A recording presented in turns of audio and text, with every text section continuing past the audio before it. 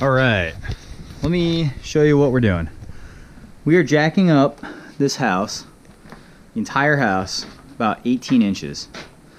So I just finished putting in all of my support columns and the platforms that they'll be on. So let me show you sort of how I engineered this.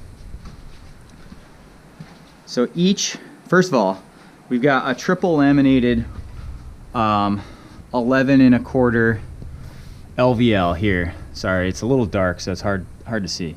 So this laminated LVL is 3 thick. They're 1 3/4 inches thick by a foot wide.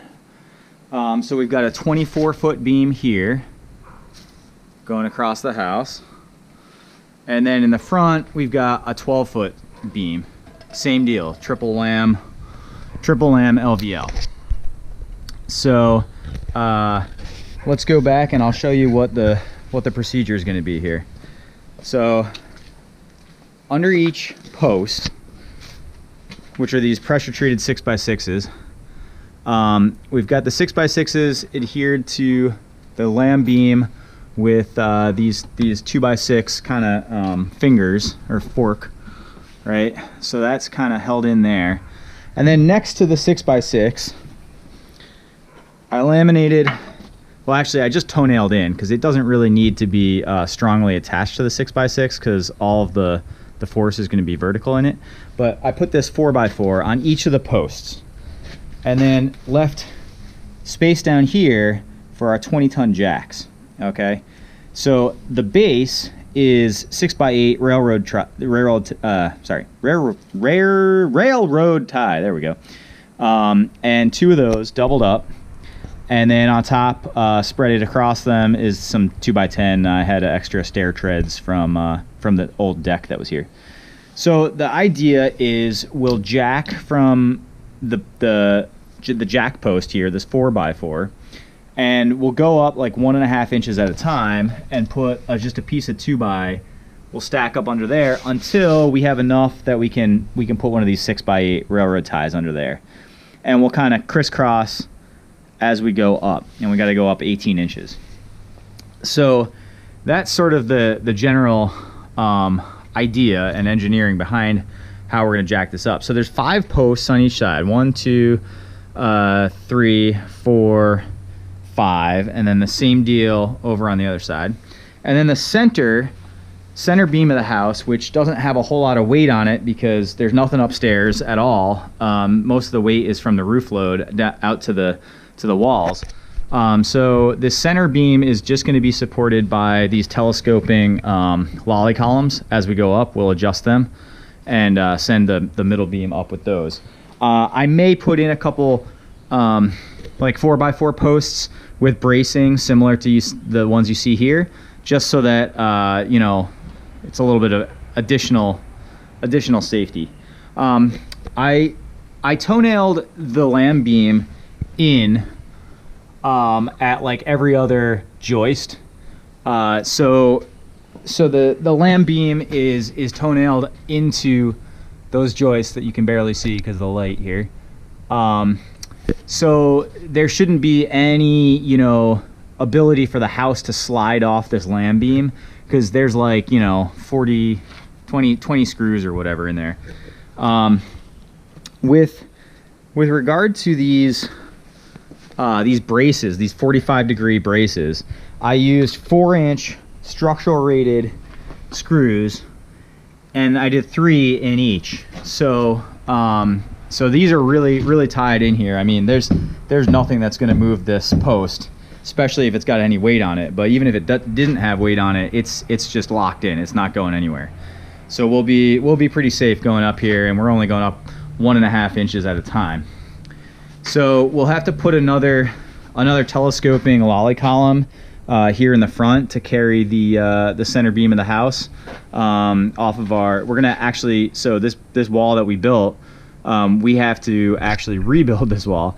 But so we're gonna come up 18 inches off this wall, and our nice header is not gonna be able to support the center beam anymore. So we'll just have a lolly column here, and then what we'll do is as we're going up, we'll stack pieces on top of this wall. So this whole wall, the framing in the front, is going to stay intact until we get the house on a solid foundation in the back.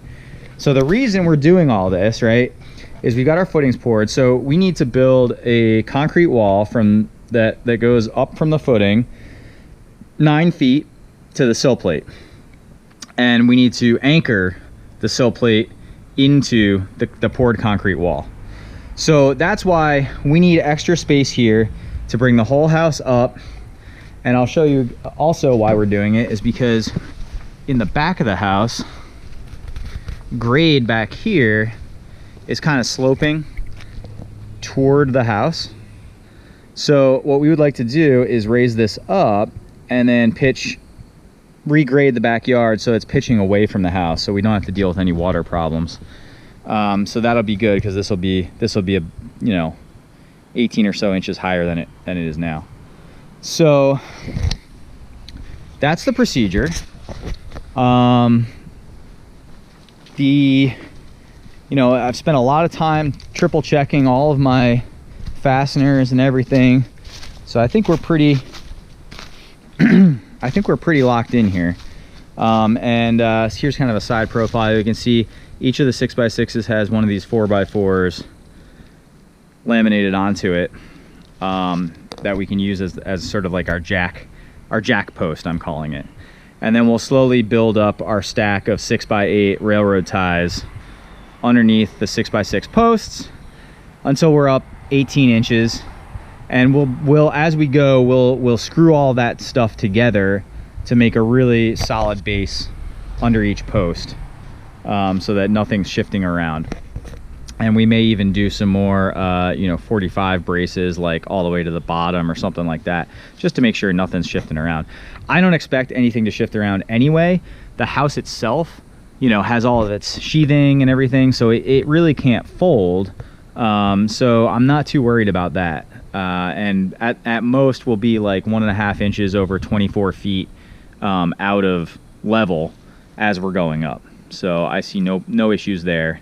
I may put some more 45 braces on, just for good luck. Cut up a bunch more 2x6s and just kind of stack them on. It can't hurt. So yeah, so that's about where we're at. Oh, when I jack up the house, I do have a little bit of a concern that these 20-ton jacks could potentially split these 4x4s, because like this isn't a whole lot of surface area to apply that much force to. So what I'm going to get is some steel plates to just put on top of this in between. We'll sandwich it in between the head of the jack and the bottom of the post. That way it distributes the load a little bit better, and it won't run a risk of splitting any of these 4x4s. I've done it a little bit already, and like you can kind of see, it actually didn't even put an indent. Well, a little bit. You can see that cross there. So we'll play it safe. We'll get some steel plates to put on there, and that'll distribute the pressure more evenly and prevent any such splitting from occurring. So on some of them, they're out a little ways. The 4x4s are out a little ways from the 6x6, just because our braces were in the way. That's okay though, because again, all of the force from the jack is going to be directed vertical. These are completely plumb, and so this post really doesn't need to be like totally against that post. There's really no chance of it wandering, especially given how tied together everything is throughout the whole system. So I've got no concerns about that. Anyway, we will film the jacking process, and we'll show you how it goes, and hopefully we'll have a house that's moved up and have enough room to pour our foundation, to stack up our insulated concrete forms under here and pour the foundation, and we'll do a video on that too. Have a good one.